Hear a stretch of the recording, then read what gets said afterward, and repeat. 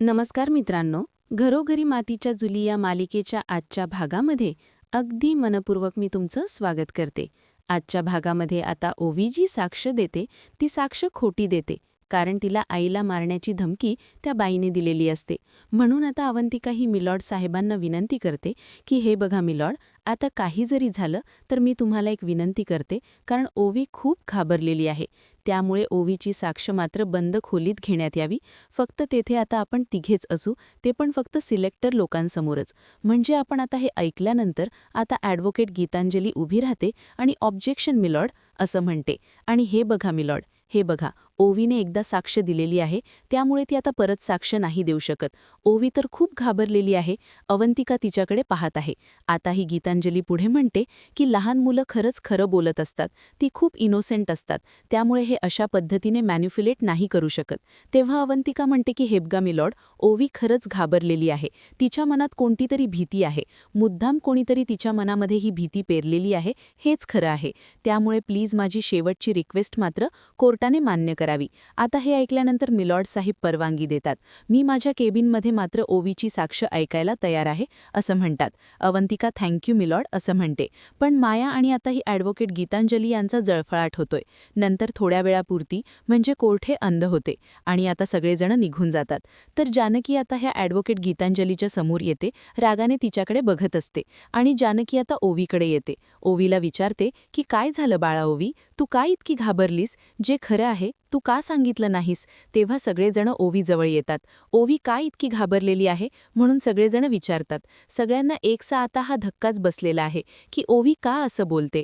तेव्हा ओवी रडत असते, आपल्या आईचा चेहरा धरते आणि म्हणते की आई, तुला काही व्हायला नको, कोणी काही करायला नको, म्हणून मी काहीच बोलले नाही ग.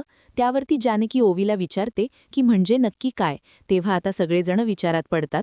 आता जानकीच्या सर्व काही लक्षात येते की म्हणजे ओवीला धमकावलेला आहे, घाबरवून दिलेला आहे. तर तेव्हा जानकी ओवीला घेऊन जरा बाहेर येते. तेव्हा आता ओवी इकडे तिकडे बघते आणि म्हणते की हे बघाई, मला जेव्हा आता प्रश्न विचारले जातील तेव्हा मी एकटी असेन का? त्यावरती जानकी म्हणते की नाही ग ओवी, तू तेथे एकटी नसणार, तुझ्यासोबत अवंतिका काकू असेल आणि अवंतिका काकूसारखी आणखीन एक लॉयर सुद्धा आहे आणि जज काका सुद्धा असणार आहे. तर ओवी विचारते की आई, तू तेथे नसणार आहे ना? आता जानकी फक्त मान डोलावते की नाही म्हणून. आणि हे बघ, मी तेथे असेल, पण तू मात्र घाबरू नकोस, कारण तेथे मात्र तुला टेन्शन येईल असं काही नाही होणार. त्यावरती ओवी म्हणते की आई, तू माझ्यासोबत तेथे का येऊ शकत नाही बरं? जानकी म्हणते की हे बघ, अगं तुझ्याबरोबर जर मला आत येण्याची परमिशन असती तर मी नक्की आले असते. तसा रूल आहे, कारण साक्षीदाराबरोबर आत कोणीही जाऊ शकत नाही. हे बघ, आपल्याला मात्र आता सगळे नियम फॉलो करायला पाहिजे की नाही. आणि हे बघ, तू अजिबात काळजी करू नकोस, कारण आतमध्ये घाबरण्यासारखं काहीही नसतं. तेव्हा आता ओवी घाबरून जानकीकडे पाहत असते. त्यानंतर जानकी आता विचार करते की मी तर आता ओवीला घाबरू नको असं म्हणते, पण ओवीला जर तेथे उलटसुलट प्रश्न जर विचारले गेले तर? त्यानंतर आता ओवी आईला विचारते की आई, तेथे अगदी सगळे असताना सुद्धा मला उत्तर नाही देता आले तर? त्यावरती जानकी म्हणते की अगं बाळा, असं कसं होईल, कारण माझी ओवी खूप स्मार्ट आहे, कुठल्याही प्रश्नाचे उत्तर अगदी सहजपणे देऊ शकते. तरी सुद्धा ओवी टेन्शनमध्येच विचार करते. त्यावरती जानकी म्हणते की अगं बाळा, कसला विचार करतेस? हे बघ, अगं आपल्याला जे जे माहिती आहे, जे जे आठवतं, जे खरं आहे ते सगळं काही आपण तेथे बोलायचं आहे. मला तू खरं खरं सांगशील का? मगाशी तू घाबरली होतीस ना, म्हणून तू खोटं बोलली ना? आणि ओवी बाळा, खरं सांग बरं, तुला खरंच भीती वाटली होती का? मगाशी तू असं का म्हणाली बरं? तुला काही होणार तर नाही ना? नक्की काय घडलं होतं? त्यावरती ओवी म्हणते की आई, मला आतमध्ये नाही जायचं, प्लीज आपण घरी जाऊयात. मग ती जानकीचा हात धरते आणि चल ना आई, घरी चल असं म्हणते. तेव्हा जानकी विचारते की हे बघ ओवी, तुला माझी काळजी वाटते ना, पण मी तुला खरं सांगते की मला काही होणार नाही, तू माझी काळजी करू नकोस. हे बघ ओवी, अजिबात घाबरायचं कारण नाही, हे सगळं काही लक्षात ठेव. मला एक गोष्ट सांग बरं, आपण जर हरलो तर सगळ्यांनी तुला चिडवलेलं आवडेल का? त्यावरती नाही म्हणून मान डोलावते. आणि आता जानकी म्हणते की नाही ना, माझी ओवी खरंच खूप स्ट्रॉंग आहे. ओवी, शाळेत असताना काय केलं होतं तुला माहिती आहे का? बघ, तुझ्या एका फ्रेंडला मात्र त्या मुलाने मुलाने त्रास दिला होता आणि तेव्हा त्या मुलाची कंप्लेंट मात्र तू प्रिन्सिपल मॅडमकडे करायला गेली होती. तर त्या मुलाने तुला सुद्धा त्रास दिला होता, तुला घाबरवलं, धमकावलं, पण नंतर मात्र तू ठरवलं की याची कंप्लेंट मात्र तू प्रिन्सिपल मॅडमकडे करणारच. आणि तू सेम तसंच केलेलं आहे. आठवतं ना ओवी तुला हे? त्यावरती ओवी म्हणते की हो आठवते. तेव्हा आता जानकी तिला परत म्हणते की हे बघ ओवी, तू खूप घाबरली होतीस आणि तरीसुद्धा मात्र तू त्या मुलाची तक्रार प्रिन्सिपल मॅडमकडे केलीस. का केलीस बरं? त्यावरती आता ओवी म्हणते की कारण दुसऱ्याला त्रास देणारा रॉंग असतो. जर आई त्याने मी त्याची कंप्लेंट प्रिन्सिपल मॅडमकडे केली नसती तर मात्र त्याने पुन्हा मात्र माझ्या फ्रेंडला त्रास दिला असता. तेव्हा आता जानकी म्हणते की हो अगदी बरोबर. आणि हे बघ आता मात्र तू जर कंप्लीट त्यांच्याकडे केली नसती तर मात्र तो मुलगा चुकीचं वागत होता आणि चुकीचं वागणाऱ्याला शिक्षाही झालीच पाहिजे. आणि नंतर मात्र आता तो येऊन सगळ्यांना सॉरी सुद्धा म्हटला, हो की नाही? तेव्हा आता ओवी म्हणते की हो. आणि त्यानंतर जानकी तिला समजावते आणि ओवी घाबरायचं नाही, कसं आता उत्तर द्यायचं आहे, जे आहे ते खरं बोलायचं आहे, याबद्दल सगळं काही समजावते.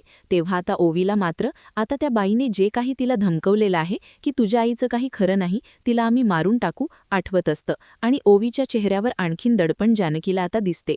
तेव्हा मात्र आता जानकी पुन्हा विचारते की ओवी हे बघ, शाळेमध्ये मात्र तुला जे कोणी घाबरवलेलं होतं आणि आता तसंच भीती मात्र कोणीतरी इथे सुद्धा तुझ्या मनामध्ये पेरलेली आहेस का? तेव्हा आता ओवी जानकीकडे पाहत असते. नक्की आता काय करावं तेच काही तिला कळत नसतं. तेव्हा आता ओवी तरीसुद्धा काही उत्तर देत नाही. तर जानकी पुढे तिला म्हणते की हे बघ ओवी, मी तुला फक्त इतकंच सांगत आहे, कारण जी काही मनामधील भीती असेल तर ती आता काढून टाक. आणि जेव्हा तू ठामपणे आता प्रिन्सिपल मॅडमसमोर उभी राहिली होतीस तसंच ठामपणे आज जज काकांसमोर उभं राहायचं आहे आणि तुला खरं बोलायचं आहे. काही आहे ते अगदी खरं खरं उत्तर द्यायचं आहे. आणि हे बघ माझं बाळ स्ट्रॉंग आहे आणि जा अवंतिका काकू वाट बघत आहे.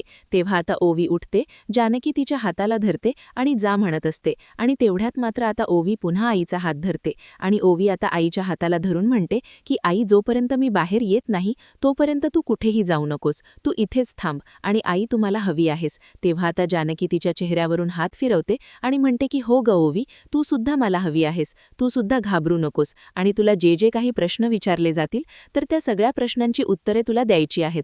तर आणि हे बघ तुझ्यासोबत मात्र आपली अवंतिका काकू तेथे आहे ना, त्यामुळे तू इतकं घाबरायचं नाही. आणि हे बघ तुला जर आणखीन जास्त भीती वाटली तर फक्त तू काही काळजी नको करू, तुझी आई आहे ना, तू तुझ्या फक्त आईची आठवण काढ, आई कायम तुझ्यासोबत असेल. आपण जर आपल्या आईला आठवले, तिची जर आपण आठवण काढली तर खरंच भीती कमी होते.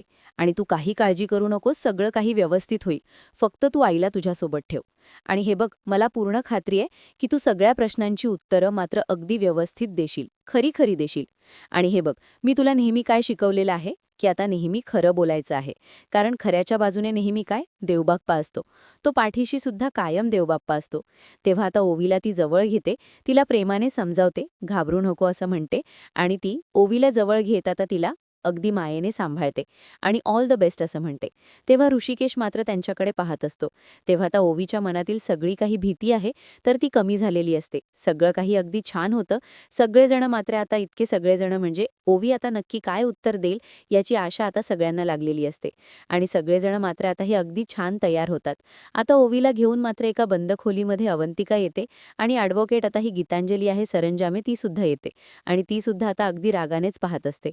अवंतिका ओवीला समजावते, जर जज साहेबांच्या समोर त्यांना आता घेऊन येतात तेव्हा मात्र आता अवंतिका ही ॲडव्होकेट आता ती मिलॉर्ड साहेबांना म्हणते की माझी एक विनंती आहे. आता ॲडव्होकेट गीतांजली सरंजामे जे काही प्रश्न माझे अशील ओवी यांना विचारणार आहे, कारण हे बघा आता मात्र ती लहान आहे आणि तिच्या मनावर कोणताही असा आघात होईल असले कोणतेही प्रश्न तिला विचारले जाऊ नयेत अशी मी विनंती करते. म्हणजे कसं अगोदरच मला हे सगळं समजावून सांगावं लागेल. तेव्हा लगेच आता ही ॲडव्होकेट गीतांजली आहे तर ती ऑब्जेक्शन घेते. हे बघा आता ओवीने मात्र या अगोदर सुद्धा साक्षी दिलेली आहे. या बंद खोलीत येण्या अगोदर इथे आल्यानंतर मात्र मी त्यांना काय प्रश्न विचारणार आहेत हे सुद्धा यांनी सांगायचं का? एक कोर्ट आहे याचं जरा भान असून द्या.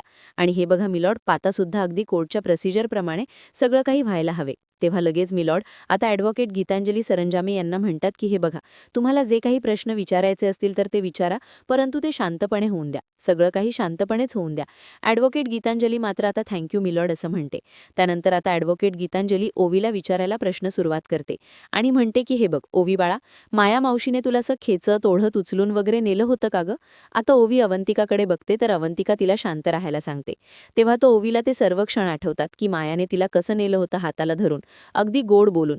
तेव्हा आता ओवी नाही असं म्हणते. आता ही ॲडव्होकेट गीतांजली पुढे विचारते की तिने तुला मारलं वगैरे नाही ना? तेव्हा आता ओवी नाही असं म्हणते आणि आता हात असा वर उगारून दाखवते. असं कधी हात उगारलेला आहे का तुझ्यावर त्या मायामावशीने? आता ओवी नाही करत असते. मला एक गोष्ट सांग, अगं जेवढ्या वेळेस तू आता या मायामावशीच्या सोबत होती तेव्हा तू आईवडिलांशी बोलत होती ना? मला एक गोष्ट सांग की मायामावशीने तुला कधी धमकी दिली का? तेव्हा ओवी नाही म्हणते. म्हणजे कसं की मायामावशीने कधी तुला उपाशी ठेवलं, खायला पहिलाच काही दिलेले नाही, अगदी तुझे लाडच तिने केली नाही, असं तिने कधी केलेलं आहे का? तेव्हा ओवी नाही म्हणते. तेव्हा आता ही ॲडव्होकेट गीतांजली आहे तर ती खुश अगं आणि गुड असं म्हणते. त्यानंतर आता बाहेर सगळ्यांना टेन्शन येतं की नक्की आता ओवी काय साक्षी देईल. सगळ्यांना ओवीच्या साक्षीची मात्र आता अगदी आतुरता लागलेली असते. नक्की आता या मायेला शिक्षा होण्यासाठी मात्र आता ओवीने खरी साक्षी द्यायला हवी. जीवाचा मात्र आता टांगेला लागलेला असतो. त्याला काही अगदी चैन देत नाही. तो सौमित्राला म्हणतो की दादा हे बघ, तू वकील आहेस ना, मग तू आतमध्ये जाऊ शकतो. तू आतमध्ये जाऊन बघ ना नक्की काय आहे ते, नक्की आतमध्ये काय सुरू आहे. त्यावरती सौमित्र म्हणतो की हे बघ, जज मात्र ज्यांना परमिशन देतात तर तेच फक्त आतमध्ये जाऊ शकतात. सगळ्यांच्या जीवाला आता एक घोर लागलेला असतो की केव्हा आता ओवी बाहेर येईल, कारण आतमध्ये काय सुरू असेल. तेव्हा लगेच आता म्हणजे ऐश्वर्या विचारते की जानकी वहिनी कुठे आहेत. सारंग म्हणतो की जानकी वहिनी आणि ऋषिकेश दादा मघासपासून इथे नाहीत. तेव्हा मात्र आता इकडे सौमित्राला धक्काच बसतो. सौमित्र लगेच विचारतो की ते दोघं कुठे गेलेत. तेव्हा मात्र आता इकडे आतमध्ये ॲडव्होकेट गीतांजली सरंजामे आहे तर ती मिलॉर्डला म्हणते की हे बघा, किडनॅपिंग नक्की काय असते की एका व्यक्तीला मात्र तिच्या मर्जीविरुद्ध, कायदेशीर अगदी बाबीच्या विरुद्ध, पालकांच्या परवानगीशिवाय एका जागेवरून दुसऱ्या जागेवर येणं असं असतं. या केसमध्ये मात्र मायाने असं काहीही केलेले नाही. माया तिच्या मर्जीनुसार मात्र ओवीला घेऊन गेली होती. यात ओवी सुद्धा अगदी सकुशाने तिच्याबरोबर गेली होती. तेव्हा अवंतिका म्हणते की हे बघा मिलॉर्ड, आता ॲडव्होकेट गीतांजली सरंजामे मघाशीच म्हणाल्या होत्या, लहान मुलं खूप निरागस असतात आणि फक्त खरं बोलतात. हे बघा, मला मात्र त्यांना करेक्ट करायला आवडेल. IPC सेक्शन 66 हे सांगता आहे की कुठल्याही 16 वर्षाखालील मुलगा किंवा मुलगी तिच्या आणि किंवा तिच्या पालकांच्या विरुद्ध मात्र असून तिला कुठे घेऊन जाणं हे किडनॅपिंगच असतं. लगेच ॲडव्होकेट गीतांजली आहे तर ती लगेच अवंतिकाला म्हणते की हे बघा अवंतिका, तुम्ही मात्र आणि लगेच अगदी त्यांना म्हणजे असं धमकवल्यासारखं बोलते. तर आता मिलॉर्ड म्हणतात की हे बघा ॲडव्होकेट गीतांजली सरंजामे, तुम्ही शांत राहा, त्यांना जे बोलायचं आहे ते बोलून द्या, मध्ये काही उत्तरं देऊ नका. तेव्हा आता ॲडव्होकेट अवंतिका मात्र ओवीला विचारते की ओवी तुला एक गोष्ट सांग, माया तुला काय काय म्हणाली होती. तेव्हा आता ओवी म्हणते की माया मावशीने मला असे सांगितले होते की आपण फिरायला चाललो म्हणून. तिने मला हे सुद्धा सांगितलं होतं की तुझ्या आईबाबांना तुझ्याबद्दल काहीही वाटत नाही. तेव्हा आता जो घडलेला प्रकार आहे तो ओवीला पुन्हा सगळं काही आठवतो. माया तिला काय काय म्हणलेली आहे आणि काय काय म्हणलेली नाही ते. आणि अगं ओवी, खरंच तुझ्या आईबापांना तुझी काहीही काळजी नाही म्हणूनच ते तुला अजूनपर्यंत काही भेटायला आलेली नाही. मी त्या माया मावशीला नेहमी हेच सांगायची की मला आईबाबांशी बोलायचं आहे. ती माया मावशी मात्र मला कधीही बोलून द्यायची नाही. आता अवंतिका विचारते की ओवी हे बघ, आता तू इथे जे काही बोलली तर ते कोर्टात सगळ्यांच्या समोर का बोलली नाहीस बरं. तेव्हा आता ओवी खरं बोलते, कारण माझ्या बाहेर असताना एका मावशीने मला धमकवले होते. मला सांगितलं की तू जर खरं बोलली तर तुझ्या आईला मारून टाकेन म्हणून. आता लगेच सगळ्यांना धक्का बसतो. ॲडव्होकेट गीतांजलीच्या पायाखालची जमीन सरकते. आता अवंतिका पुन्हा विचारते, ओवी तू जे काही बोलते ते सर्व खरं आहे का. त्यावरती ओवी हो असं म्हणते. तेव्हा आता अवंतिका म्हणते की हे बघा मिलॉर्ड, याचा अर्थ काय होतो की ती व्यक्ती आता कोर्टाच्या आवारातच असेल. त्यामुळे आत्ताच्या आत्ता मात्र त्या व्यक्तीला गाठून त्यांच्यावर कारवाई करायलाच हवी. आपण हवं तर मात्र CCTV फुटेज वापरून सुद्धा त्या व्यक्तीला गाठू शकतो. आता ॲडव्होकेट अवंतिका लगेच म्हणते की मिलॉर्ड हे बघा, त्यामुळे मात्र हे सिद्ध होत नाही की मायाने ओवीला किडनॅप केलेलं आहे म्हणून. ॲडव्होकेट अवंतिका म्हणते की हे बघा, हे सगळं काही आहे तर ती बाई ताब्यात आल्यानंतरच कळेल. अगदी रागाने अगदी चिडून हे अवंतिका या गीतांजलीला उत्तर देते. आणि कोर्टाच्या नियमानुसार मात्र आता माया कुलकर्णी यांनी ओवी रणदिवे यांना किडनॅप केलं होतं हे सिद्ध झालेलं आहे. तर ॲडव्होकेट गीतांजली सुद्धा रागानेच उभी राहते आणि म्हणते की तरी सुद्धा हा ठोस पुरावा होत नाही. तेव्हा अवंतिका म्हणते की हो ठीक आहे, जर तसंच असेल तर आजच मी तुम्हाला ठोस पुरावा आणून देते. आणि ॲडव्होकेट गीतांजली आणि आता अवंतिका हे दोघे एकमेकीकडे रागाने पाहत असतात.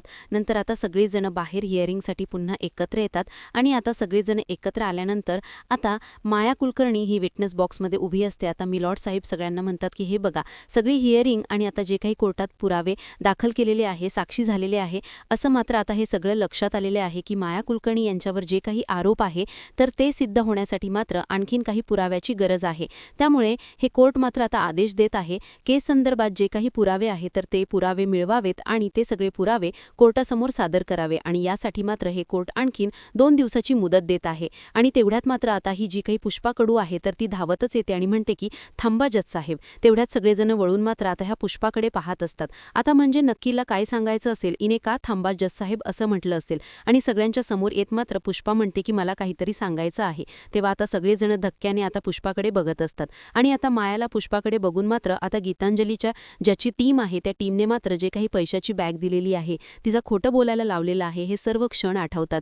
त्यानंतर मात्र आता मिलॉर्ड म्हणतात की तुम्हाला जे काही बोलायचं असेल ते विटनेस बॉक्समध्ये येऊन तुम्ही बोलू शकतात. आता ही पुष्पा कडू आहे तर ती विटनेस बॉक्समध्ये येते. तेव्हा लगेच आता ही पुष्पा विटनेस बॉक्समध्ये आल्यानंतर जज साहेबांना म्हणते की या अगोदर मी साक्ष दिली होती तर ती साक्ष खोटी होती. आता हे ऐकल्यानंतर आता ॲडव्होकेट गीतांजली आणि आता ही माया यांच्या पायाखालची जमीन सरकते. आता मी जे काही बोलणार आहे ते सर्व खरं आहे. तेव्हा सगळं कोर्ट हदरून जाते. नक्की आता एक असा भयानक पुरावा मात्र येथे आलेला आहे. हे सर्व जानकीमुळेच शक्य झालेलं आहे. तर कारण माया ही चांगली बाई नाही. आता असं म्हटल्यानंतर आता मायाची तर अगदी पूर्णपणे गिरकीज होते. अगदी धक्क्याने ती पाहत असते सगळ्यांना. अवंतिका, ऐश्वर्या यांना आनंद होतो. लगेच ॲडव्होकेट गीतांजली आहे सरंजामी, ती उभी राहते आणि ऑब्जेक्शन मिलॉर्ड, हा सर्व काय प्रकार आहे? या बाईने अगोदर साक्ष दिली होती, आता मात्र त्यांच्या मनाप्रमाणे या साक्ष बदलणार आहे. नक्की असा कसा कोणता खेळ येथे सुरू आहे? तर हे बघा, मला असं वाटतं मात्र यांची जी काही साक्ष बदलली आहे तर त्यावर नक्की यांचा म्हणजे यांच्यावर कोणाचा तरी दबाव आहे. तर तेव्हा आता पुष्पा म्हणते की नाही, मी कोणाच्याही दबावाखाली येऊन बोलत नाही. तर मायाच्या बाजूने बोलण्याची मला धमकी दिली होती, पैसे दिले होते आणि जो काही घडलेला प्रकार आहे तो सर्व काही आता ही पुष्पा कडू कोर्टामध्ये सांगते. परंतु आता माझे डोळे उघडलेले आहे की ते पैसे फक्त माझी गरज भागवतील, कोणाचं तरी आयुष्य बर्बाद होईल आणि त्याचं कारण मी बनेन. त्यामुळे हे जे काही पाप आहे तर ते मला माझ्या माती लावून घ्यायचं नाही. म्हणून आज कोर्टासमोर मी माझी खरी बाजू मांडलेली आहे. लगेच ॲडव्होकेट गीतांजली सरंजामी म्हणते की ह्या स्वतःची साक्ष अशी बदलू शकत नाही आणि जरी यांची साक्ष बदलली असेल तरी सुद्धा ती साक्ष मात्र कोर्टासमोर ग्राह्य धरली जाणार नाही. त्यामुळे आता ही साक्ष आहे तर ती रेकॉर्डवर घेता कामा नये. तेव्हा ॲडव्होकेट अवंतिका उभी राहते आणि म्हणते की मिलॉर्ड, हे काही खरं घडलेलं आहे ते खरेपणाने मात्र ते आपल्यासमोर सांगण्याचा प्रयत्न करत आहे. आपण त्यांना अडवता कामा नये. हे बघा, आता मात्र पुष्पांनी सांगितलेलं आहे सगळ्यांच्या समोर. आता त्यांना खोटी साक्ष देण्यासाठी मात्र कोणीतरी पैसे त्यांना ऑफर केले होते. त्यामुळे किमान आपण आता तरी त्यांचं जे काही म्हणणं असेल ते पूर्णपणे ऐकून घेतलं पाहिजे. लगेच ॲडव्होकेट गीतांजली म्हणते की अजिबात नाही, हे जे काही सुरू आहे ना त्याला कोणताही अर्थ नाही. आता केसला अगदी म्हणजे पुष्पाकडूचा बोलण्याला काही अर्थ नाही. सगळं दाबण्यासाठी मात्र आता ही गीतांजली पुढे बोलत असते. त्याच वेळेस आता मिलॉर्ड म्हणतात की ऑर्डर ऑर्डर, आणि आता म्हणजे मिलॉर्ड आहे तर ते ॲडव्होकेट गीतांजलीला सरंजामेला शांत राहायला सांगतात. काही त्यांना बोलायचं आहे तर ते प्लीज त्यांना बोलून द्या. तेव्हा आता पुष्पाकडू पुढे म्हणते की हे बघा जज साहेब, ज्या दिवशी मात्र आता जानकी रणदिवे आणि ऋषिकेश रणदिवे यांनी मात्र ओवीला मायाच्या तावडीतून सोडवलं होतं त्या दिवशी मात्र माया ही ओवीला घेऊन एका घरामध्ये लपून बसली होती आणि त्याच वेळेस पोलिसांनी तिला घेरलं होतं आणि म्हणून मात्र मायाला त्या घरातून पळून जाण्याचा मार्ग कुठेही दिसत नव्हता. आणि जेव्हा मी आता म्हणजे तिथून जात होते तेव्हा आता ह्या मायाने मात्र मला घरातून हाक मारली होती. मला कसं फसवून त्या घरामध्ये आणलं आणि घरात आल्यानंतर मात्र आता तिने माझ्या म्हणजे मानेला चाकू लावला, मला सुरी दाखवून धमकवले, मला बांधून ठेवलं, माझ्याबरोबर नाटक केलं, माझी तब्येत ठीक नाही, माझी मदत करायला या असं मला खोटं बोलून आतमध्ये बोलवलं आणि मी सुद्धा बिचारी तिच्यावर विश्वास ठेवला. काय झालं म्हणून घरात आले तर तिने मला खेचून घेत आतमध्ये तिने येऊन तर मात्र माझ्या गळ्याला सुरा लावला आणि मला धमकी दिली की जे काही मी सांगेल ते तुला करावं लागेल. आणि तेवढ्यात ऋषिकेश आणि जानकी सुद्धा आत येतात. आता पुष्पाकडू जे काही साक्ष देत आहे तर आता जानकी ऋषिक एकमेकाकडे बघून हसतात. म्हणजे हे सर्व जानकीने घडवून आणलेलं असतं. तर आता कडू या पुष्पाचे डोळे उघडून तिला ऐन वेळेस आता कोर्टामध्ये साक्ष देण्यासाठी उभं केलेलं असतं. तेव्हा आता दोघे एकमेकाकडे बघून हसतात, कारण पुष्पानी जी काही साक्ष दिलेली आहे मायेच्या विरोधात, मायेचं खरं रूप सगळ्यांच्या समोर आलेलं आहे. आता हे अगदी सगळ्यांना बघून खूपच आनंद होतो. परंतु ॲडव्होकेट गीतांजली आणि माया यांचे चेहरे अगदी बघण्यासारखे होतात. तर शेवटी मित्रांनो हा भाग येथे संपतो. जानकी आता मायाच्या समोर येते आणि जानकी आता मायाला म्हणते की आता तुला कळेल की वाईटाचा शेवट आहे तर तो वाईटच होतोय. आता लगेच ॲडव्होकेट गीतांजली म्हणते की माया हे आहे पण घाबरू नकोस, अजून सुद्धा काही बिघडलेलं नाही, कारण त्या जानकीने मात्र तुझ्यावर कसा हल्ला केला होता आता मात्र मी कोर्टामध्ये सिद्ध करून दाखवेल. तेव्हा आता जानकी तिच्याकडे रागाने पाहत असते आणि आता कोर्टामध्ये पुन्हा केस उभी राहते. ॲडव्होकेट आता गीतांजली आहे तर ती मात्र जानकीच्या विरोधात बोलत असते. जानकी विटनेस बॉक्स उभी आहे. तर ॲडव्होकेट अवंतिका म्हणते आता हे जे काही सुरू आहे केस, आता त्यामुळे आता जो काही हल्ला जानकी रणदिवे यांनी मायेवर केलेला आहे नाहीच, आणि आता मायेने जानकी कुलकर्णी यांच्यावर हल्ला केलेला आहे. ही या केसच्या बाबतीत आहे. आता हे सगळं काही उलटं असू शकतं असे ॲडव्होकेट गीतांजली म्हणते आणि त्याचे पुरावे मात्र मी आज सगळ्यांच्या समोर मांडणार आहे. म्हणून आता हा ऐश्वर्याचा बाप सयाजी तेथे साक्षी द्यायला येतो तेव्हा मात्र आता सगळेजण सयाजीकडे पाहत असतात. ऐश्वर्या सुद्धा सयाजीकडे पाहते. आता सयाजी तेथे आल्यानंतर आता पुन्हा एक धक्काच बसतो, कारण सयाजी काका नेहमी आता खोटंच बोलणार आहे, ते पण मायाच्याच बाजूने बोलतील असं आता सगळ्यांना वाटतं. तेव्हा आता मित्रांनो, पुढे नक्की काय होणार आहे हे बघण्यासाठी आपल्या चॅनलला नक्की सबस्क्राईब करत राहा. धन्यवाद.